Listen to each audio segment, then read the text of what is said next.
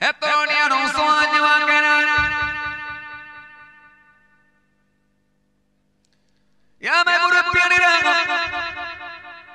বাবা রাসূলকে দিকে সেই দিনেতে আমার আল্লাহ যদি কারোর কাছে হিসাব লাগে নিশ্চিতভাবে সেই মানুষটা ধ্বংস হয়ে যাবে, ধ্বংস অবধারিত।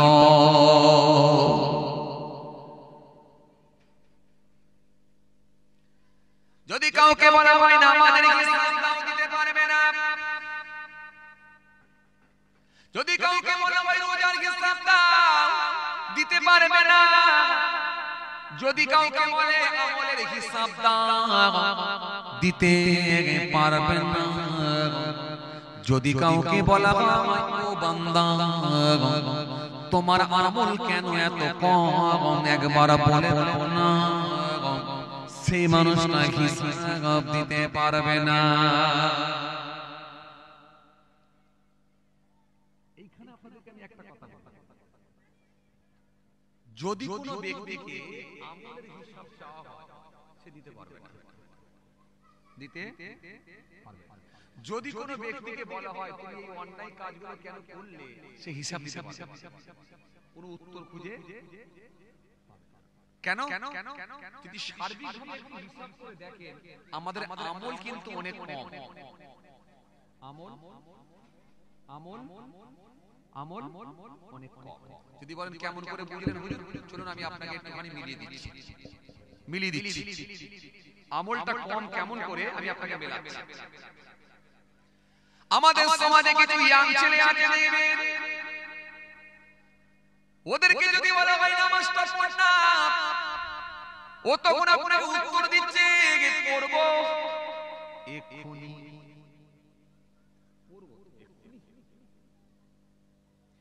রোজার মাসে রোজা রাখনা রাখবো চাচা, পয়লা রোজা রেখেছি আর 10ই রোজা একটা রেখেছি, আর একটা ইচ্ছা আছে 27-এ পারলে আর একটা শেষে।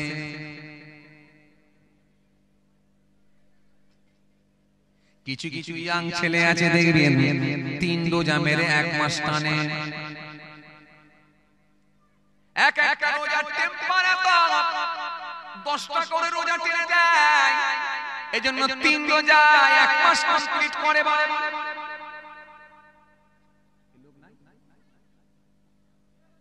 এই ছেলে নেই সমাজে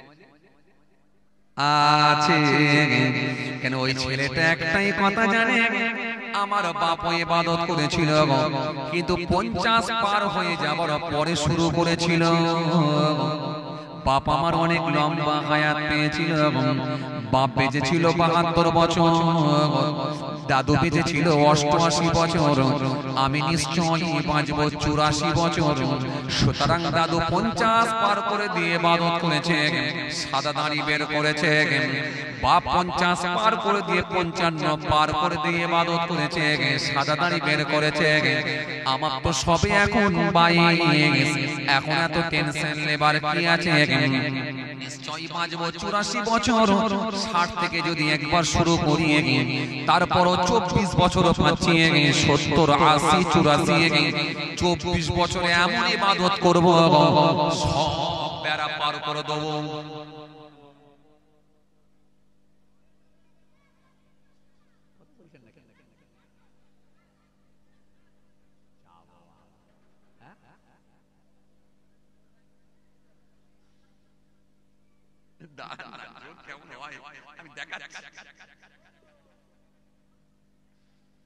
খালি আপনারা হ্যাঁ না বলবেন, এরকম কি ছেলে?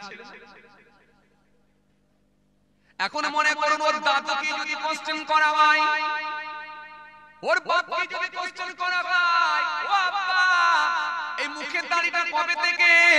বলে 52 বছর থেকে। এখন ওকে যদি জিজ্ঞাসা করা হয় ও আব্বা নামাজ কত বছর থেকে? বলে 55। ওর আব্বাকে যদি জিজ্ঞাসা করা হয়, ও আব্বা রোজা কত বছর থেকে? বলে 55 থেকে। জিকির কত বছর থেকে? বলে 55 থেকে। আচ্ছা 55 থেকে যদি নামাজ, রোজা, যাকাত, জিকির, তাসবিহ যদি সব 55 থেকে হয়, আচ্ছা একবার আপনারা বলেন তো দেখি কত বছর বয়স থেকে নামাজ রোজা শুরু করা দরকার ছিল ভাই?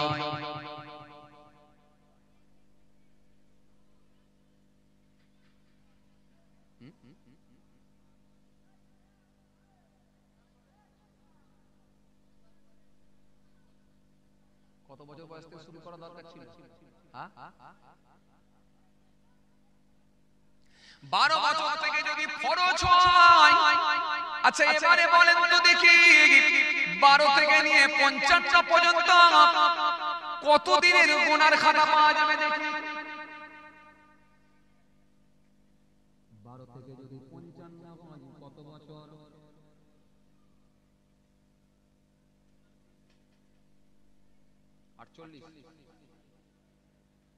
এরা বলছে 43, আপনারা বলেন কত বছর? এই ভাই বলছে 44, আপনারা বলেন কত বছর? উনিও বলছে 43। কোনটা ধরবো? বেশি লোক যখন 43 বলছে 43 টাই ধরি, যেহেতু ভোট বেশি আছে। চলেন 43 বছরটাই ধরে চলি। 12 থেকে 55 যদি হিসাব করা হয় 43 বছর। এই 43 বছরের খাতা, গোনার খাতা একদিকে 55 থেকে স্টার্ট করেছিল। মনে করুন আল্লাহ না করে 10 বছর পরে 65 বছরের লোকটা মারা গেল, তাহলে আমল কত বছরের? 10 বছর। 10 বছরের আমলকে যদি এক পাল্লায় রাখা হয়, 43 বছরের গুনার খাতা যদি এক পাল্লায় রাখা হয়, হাড়িটা কোনটা হবে বলে?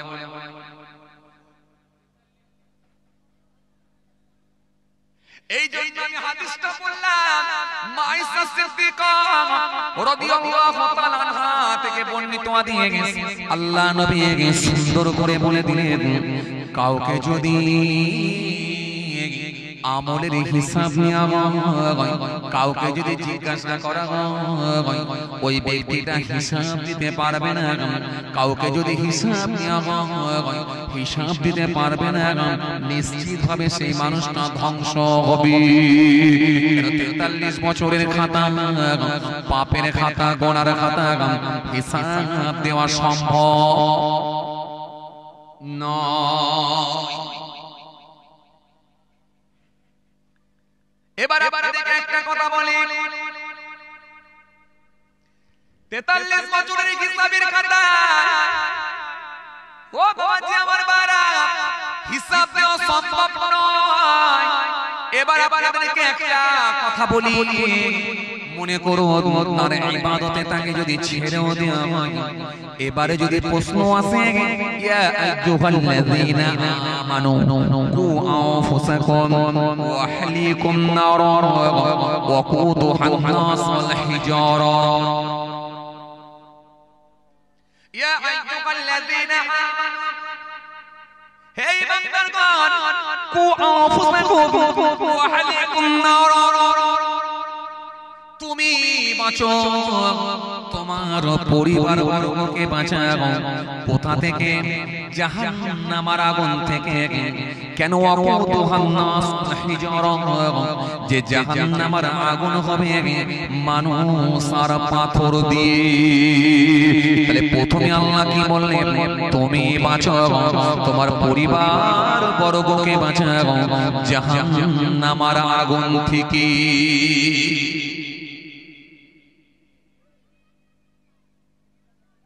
তুমি বাঁচো, তোমার পরিবার বর্গকে বাঁচাও জাহান্নামের আগুন থেকে।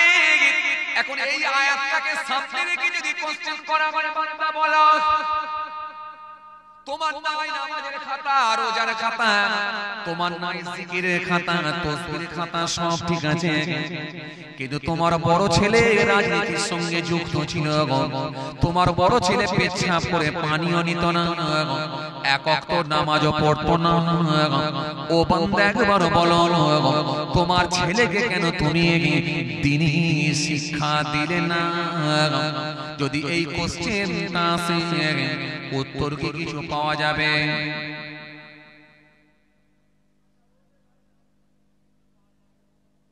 ভাবনা চিন্তা করে বলেন, এবারে ফাটাফাট বলে দিতে হয়?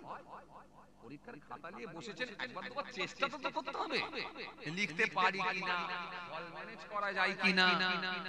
একবারে বলে দেবেন স্যার আমি পারিনি বলে উঠে চলে যাবেন? কি গো মাই গলা বলেন না, বলে দিতে পারো, এই না বলে দিতে পালালে হবে? একবার চেষ্টা করতে হবে, প্রশ্নটাকে দুবার তিনবার চারবার পড়তে হবে, ভাবতে হবে যে উত্তরটা আমার মনে আসছে কিনা। যদি না আসে ছেড়ে তো দেবনি, অল ম্যানেজ করা যায় কিনা, পাশের লোক পাশের ছেলেকে জিজ্ঞাসা করে অন্তত লেখা যায় কিনা, চেষ্টা চালাতে হবে। এখন আপনারা বলেন, একটু ভাবনা চিন্তা করে বলেন, যদি এই প্রশ্নটা এসে যায় কেন কেন রাসূল বললেন আল্লাহ যদি কাউকে হিসাব দিতে বলে সেই লোকটা ধ্বংস। এই যে ধ্বংসটা কেমন করে আমি সেটা একটু করে বোঝাবার চেষ্টা করছি। এখন আপনারা বলেন যদি এই প্রশ্নটা আসে, ও বান্দা তোমার বড় ছেলে বেনামাজি ছিল, তোমার বড় ছেলে নামাজ পড়তো না, বেরোজাদার ছিল, দাঁড়িয়ে দাঁড়িয়ে পেচ্ছাপ করতো, পেচ্ছাপ করে পানিও নিত না, রাজনীতির সঙ্গে যুক্ত ছিল, হারাম খাদ্য ভক্ষণ করতো, তুমি কেন তোমার বড় ছেলেকে শেখালে না? যদি এই কোশ্চেনটা আসে, এটা কাদের জন্য বলছি? নামাজিদের জন্য। ভালো করে বুঝবেন, এখন আমি বেনামাজিকে, দাড়ি কাটাকে, বেরোজাদারকে ধরিনি, অধিকাংশ একটু পরে আসবে। কেন? আপনারাই বলেছিলেন জান্নাতে যাওয়ার শখ সবাই, আর আমরাই বুঝিয়েছিলাম, বলেছিলাম কি বলেছিলাম? আমল করলে তবে যাবে। কথা বলে বলেছিলাম না? এখন আমল করে কেমন করে ধরা খাচ্ছি আমি সেটাই বুঝাতে চাইছি। এখন এই কোশ্চেনটা যদি করা হয়, সাপোজ যদি করা হয়, উত্তরটা কি হবে? ধরুন বড় ছেলেকে নিয়ে প্রশ্ন আসলো, এই আমার দিকে তাকা, বড় ছেলেকে নিয়ে প্রশ্ন আসলো যে বান্দা সব ঠিক আছে মেনে নিয়েছি, কিন্তু তোমার বড় ছেলে সে তো নামাজও পড়তো না, রোজাও রাখতো না, দাঁড়িয়ে দাঁড়িয়ে পেচ্ছাপ করতো, পেচ্ছাপ করে পানিও নিত না, তোমার বড় ছেলেকে তুমি কেন দ্বীনি শিক্ষা দিলে না? কি বলা হলো? কেন? আমি তো তোমাকে বলেছিলাম যে তুমি বাঁচো আর তোমার পরিবার বর্গকে বাঁচাও, আমি তো এই কথা তো পৌঁছে দিয়েছে আমার রাসূল, আমার হাবিব। কথা বলে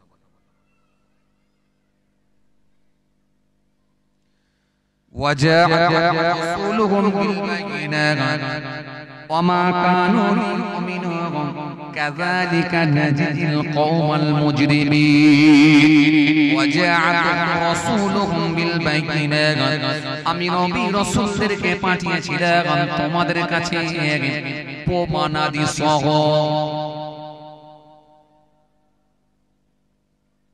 মুসা নবী গিয়েছিল, গিয়ে বলল আমি হলাম আল্লাহর নবী, আমাকে তোমরা মেনে নাও,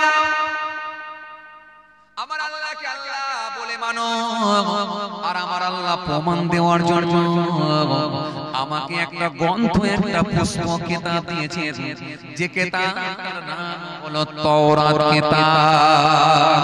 ঈসা নবী তার কওমের মানুষদের কাছে গিয়েছিলেন, গিয়ে বললেন ও আল্লাহর বান্দারা তোমরা আমাকে নবী বলে রাসূল বলে মেনে নাও, আল্লাহকে আল্লাহ বলে মেনে নাও, আর আমার আল্লাহ প্রমাণ দিয়েছে, আমার কাছে একটা গ্রন্থ দিয়েছে, যে গ্রন্থ, যে কিতাবটার নাম হলো ইনজিল কিতাব। কথাবার্তা বলছেন না কেন বাবাজি? দাউদ নবী গিয়ে বললেন আমাকে তোমরা নবী বলে মানো, রাসূল বলে মানো, আল্লাহকে আল্লাহ বলে মানো, রব বলে মানো, আমাকে নবী বলে মানো, আর আমার আল্লাহ প্রমাণ একটা কিতাব দিয়েছে, যে কিতাবটার নাম হলো জবুর কিতাব। আখিরি নবী, নূর নবী হযরত নবী মুহাম্মদ মুস্তাফা সাল্লাল্লাহু আলাইহি ওয়াসাল্লাম তিনিও এলেন, এসে বললেন, ও আরবের মানুষেরা, ও আগত মেহমানেরা, ও পৃথিবীর মানুষেরা, শোনো, আমাকে তোমরা নবী বলে, রাসূল বলে মানো, আল্লাহকে আল্লাহ বলে মানো।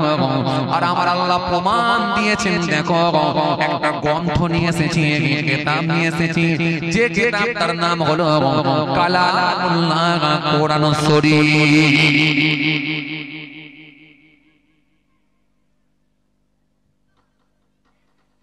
তাহলে প্রত্যেকটা নবী রাসূল এইভাবে দ্বীনের প্রচার প্রসার করেছিলেন।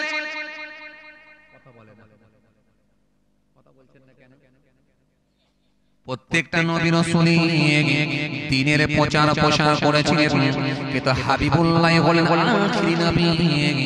এরপরে আর কোন নবী আসবেন না, কিন্তু হাবিবুল্লাহ দাওয়াতের দায়িত্ব দিয়ে গেলেন উলামা উম্মতি কাআনবিয়ায়ে বনি ইসরাঈল। আমার উম্মতের হাক্কানি আলেমরা হলো বনি ইসরাঈলের নবীদের ন্যায়। আমার উম্মতের হাক্কানি আলেমরা হলো বনি ইসরাঈলের নবীদের ন্যায়। সুবহানাল্লাহ বলবেন কি না বলবেন সেটা আপনাদের ব্যাপার। সুবহানাল্লাহ বলবেন কি না বলবেন সেটা আপনাদের ব্যাপার, আমি চাপ দেব না, কষ্ট দেওয়ার লোক আমি না। যদি মনে হয় যে এখানে বলা দরকার আছে সেটা আপনাদের ব্যাপার, যদি মনে হয় যে না বলা দরকার নেই সেটা আপনাদের ব্যাপার। কেন? নিশ্চয় আপনি 15 বছর ওয়াজ শুনে এই এক্সপেরিয়েন্সটা আপনার তৈরি হই আছে যে এই জায়গায় কোনো সুবহানাল্লাহ বলা দরকার। কথা বলা 15 বছর ওয়াজ শুনে, 14 বছর ওয়াজ শুনে নিশ্চয়ই এইটুকু আমাদের জানা হয়ে গেছে যে এই জায়গায় একবার সুবহানাল্লাহ বলা দরকার। এবার যদি বলবো সেটা আপনার ব্যাপার। তবে এতটুকু মনে রাখবেন, সুবহানাল্লাহ যদি বলা হয়, আলহামদুলিল্লাহ যদি বলা হয়, আল্লাহু আকবার যদি বলা হয়, আল্লাহর নামে তাসবিহগুলো যদি পড়া হয়, নিশ্চিতভাবে আমার আল্লাহ সওয়াবের হকদার করবে। কেন? এখানে আমরা এসেছি সওয়াব কামানোর জন্য, নেকি তুলে নেওয়ার জন্য। এখান থেকে নেকি তুলে নেওয়া যায়, নেকি সঞ্চয় করার জায়গা। আর এই জায়গাতে যদি হাতছাড়া করে দিই, এটা অত্যন্ত দুর্ভাগ্য, অত্যন্ত দুর্ভাগ্য। কেন? সঞ্চয় করব, এখান থেকে যা তুলে নেব, এই পৃথিবীর জমিনে যা আমরা কামাই করব, যা তুলে নেব, নিশ্চিতভাবে তার বদলা আমার আল্লাহ আমাদের পরকালে দিয়ে দেবে। তার প্রতিদান আল্লাহ বলেছে আমি দিয়ে দেব, তার বদলা আমি। সামান্য পরিমাণও ভালো কাজ করলে তার প্রতিদান আমি দেব, যারা পরিমাণও খারাপ কাজ করলে তার কৈফিয়ত হতে পারে, সেটা আল্লাহ ইচ্ছা করলে করতে পারে। খুব চাপ, খুব চাপ, খুব চাপ। এবার আসেন, আমি যে কথা পদে বোঝাতে চাইছিলাম কোন জায়গা থেকে ছেড়েলাম জানো? নবী। তাই তো নাকি? নবী বললেন কি? উলামা উম্মতি বনি ইসরাঈল, আমার উম্মতের হাক্কানি আলেমরা হলো বনি ইসরাঈলের নবীদের ন্যায়। বনি ইসরাঈলের নবীদের সম্মান আল্লাহ যেমন দিয়েছেন, আমার উম্মতের হাক্কানি আলেমদের সম্মান আল্লাহ ঠিক তেমনই দিয়ে দিয়েছে।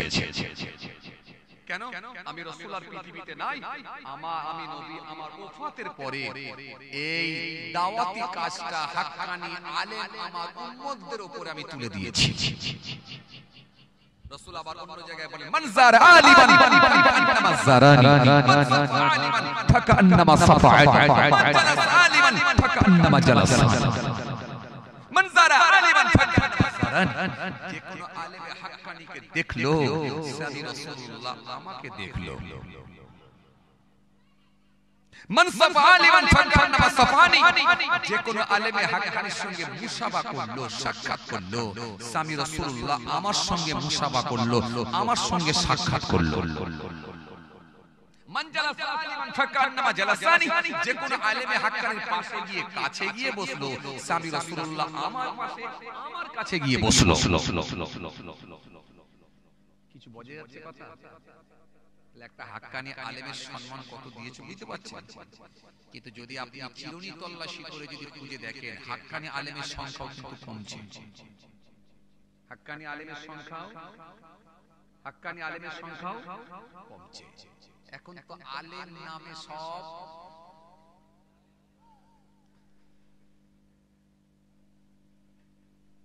আলেমে মারপিট করছে ভাই, খারাপ বলেন, হয়তো বলে ফেলেছে, কথার কথা ফটাস করে বেরিয়ে গেছে, দিতে গিয়ে হয়ে গেছে, কিন্তু মনে রাখেন মারপিট করে করা যাদের মধ্যে শরীয়তের জ্ঞান নেই। আলেম ওলামারা গিয়ে সমাধান দেয়, কথা বলে আলেম ওলামারা গিয়ে সমাধান দেবে।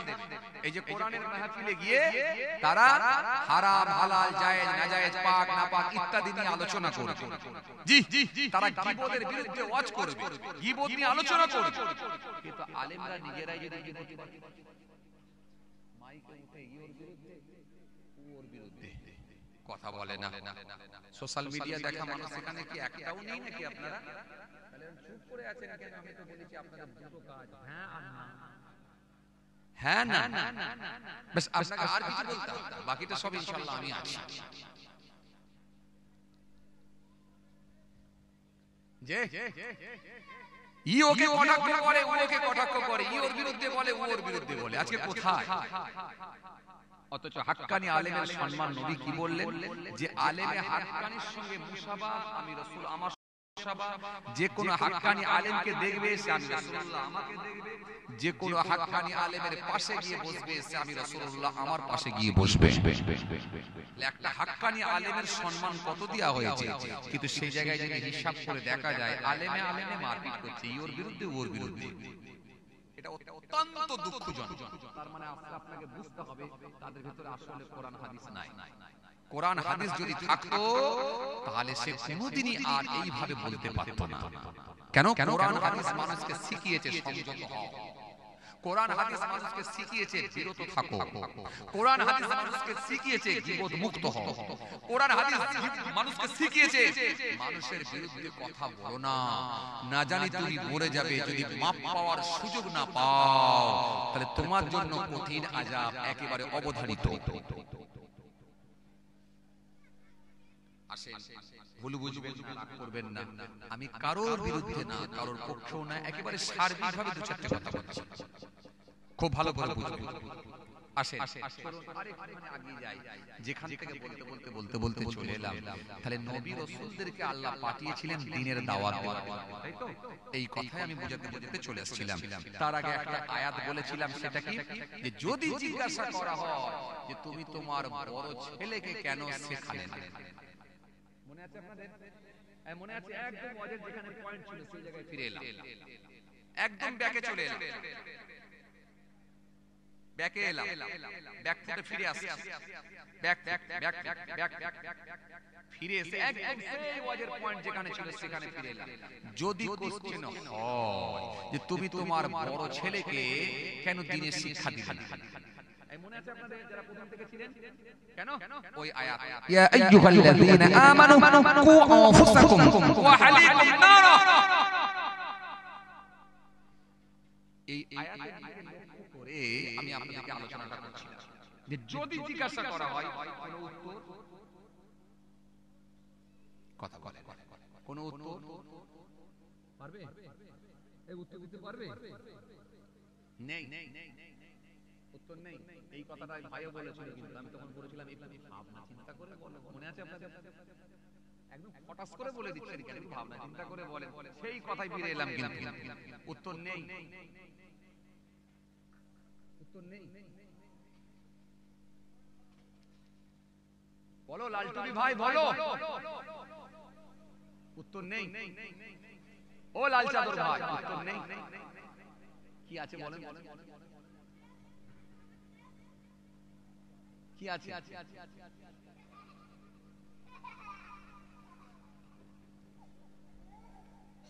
কি আছে বলেন? বসে। আচ্ছা, আমি কি আপনাদের কি আমার উপর রাগ করছেন কি? আচ্ছা, আমি ভুল বলবো কিনি তো? দেখেন ওয়াজ হচ্ছে যে বিশাল লম্বা চওড়া করতে হবে, বড় দু চারটে কাহিনী বলতে হবে এমনটা না। ওটা কথা কোরআনের আয়াত, ওটা কথা হাদিস, এর উপর দিয়ে একটা পয়েন্ট তৈরি করে কিছু আলোচনা, যাতে করে শিক্ষামূলক কিছু আলোচনা বেরিয়ে আসে। উত্তর নেই, উত্তর আছে? আমি এখনো সুযোগ দিচ্ছি, উত্তর আছে কি? সেই থেকে এখনো চেষ্টা নেবেন বলছেন। আচ্ছা দাদা দিচ্ছি আপনাকে, বলেন। আমি অন্যদিকে যাচ্ছি, 5 মিনিট দিন ভেবে দেখেন দেখিনি কোনো উত্তর আছে নাকি?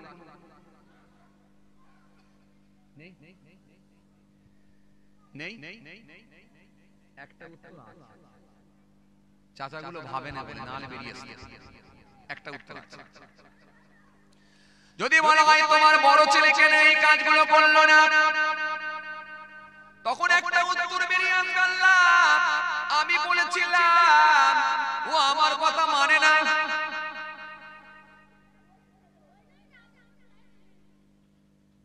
আল্লাহ আমার কথা নেয় না, আবার কথা মানে না, আবার কথাও শোনে না। জীবনে একবার তো বলেছে, কথা বলে জীবনে একবার বলে না, হ্যাঁ?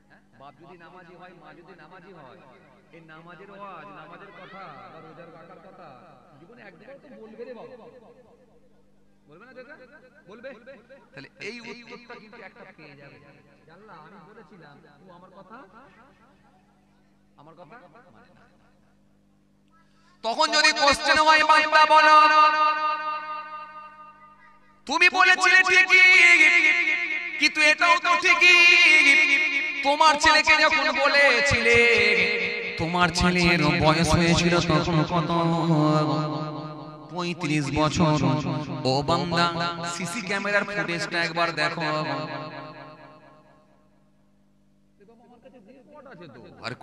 আমি তো উইদাউট রেফারেন্স ছাড়া, উইদাউট রেকর্ড ছাড়া তো কোনো কথা বলছি না। কে বলছে? আল্লাহ, আমি নয় রে ভাই। ও বান্দা সিসি ক্যামেরা ফুটেজটা একবার দেখো। কেন বান্দা যা কিছু করছে, বান্দা যা কিছু করছে, যা কিছু বলছে, সব রেকর্ড করছেন কে? আল্লাহ। আর রেকর্ড করার জন্য পাঠিয়েছেন কজন ফেরেশতা? 2 জন ফেরেশতা। একদিকের ফেরেশতার নাম কি? আর একদিকের ফেরেশতার নাম কি? কাতিবিন। ও বান্দা দেখো, এটা তো তোমার নেকের খাতা, ভিডিও ফুটেজ দেখো, সিসি ক্যামেরা দেখো। আর এটা তো তোমার গোনার খাতা, ভিডিও ক্যামেরা দেখো, সিসি ফুটেজ দেখো, ক্যামেরা দেখো, একবার দেখো। সেদিনে বান্দা পালাবার কোনো জায়গা পাওয়া যাবে না। এজন্য প্রথমে আপনাদের বলেছিলাম, আমার নবী জানিয়ে দিয়েছেন, কাউকে যদি আল্লাহ হিসাব নেয়, সে বান্দাটা নিশ্চিতভাবে ধ্বংস হয়ে যাবে। এই হাদিসটা আমি প্রথমে করে দিয়েছি। ও বান্দা, একবার দেখো, খাতা দেখো। তুমি তোমার বড় ছেলেকে যেদিনে নামাজ পড়তে বলেছিলে, বড় ছেলের বয়স ছিল 35 বছর। 35 বছরের ছেলেকে যদি নামাজের তালিম দেওয়া হয়, সে কি আর তোমার কথা নেবে? সে তো আউট অফ কন্ট্রোলের বাইরে চলে গেছে। সুতরাং তোমার ক্ষমতার কাজ করবে না। তোমার বড় ছেলের বয়স হয়েছিল 35 বছর, ওজন হয়েছিল 72 কিলো। আর তোমার বয়স হয়েছিল 82 বছর, ওজন হয়েছিল 37 কিলো। কে কার কথা মানবে এবারে বল?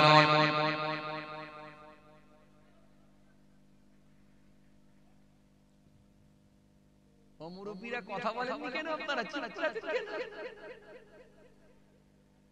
ছেলে পুলে আছে তো সব বুঝতে পারছেন। বয়স হয়ে গেলে ছেলেটা বড় হয়ে যায়, আর বাপ ছোট হয়ে যায়, ছেলের কথাই বাপকে চলতে হয়। কথা বলছেন না কেন? এবারে ব্যতিক্রম বললে হবে না, ব্যতিক্রম, কিন্তু এটা একবারে বেশিরভাগ। এবারে বান্দা একবার বলো, ও বান্দা একবার বলো, 35 বছর তোমার তো কন্ট্রোলের বাইরে, তখন কেন তুমি ওটা বলেছিলে?